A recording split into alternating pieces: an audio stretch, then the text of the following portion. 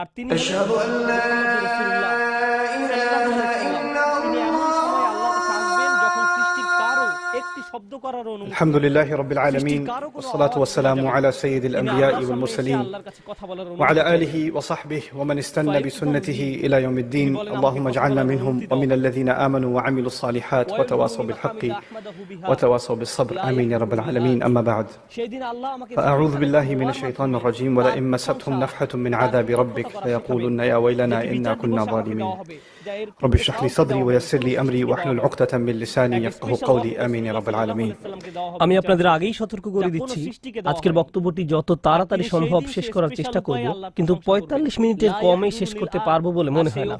আগেই বলে দিচ্ছি যেন আপনারা বিরক্ত না হয়ে পড়েন। আবারও বলছি, আমি আগেও আপনাদের দিক নির্দেশনা দিয়েছিলাম কিভাবে কোনো শব্দ না করে চুপি চুপি মসজিদ থেকে বের হয়ে যেতে হয়। পাশের দরজাগুলো দিয়ে কেউ চলে যেতে চাইলে যেতে পারেন। আমি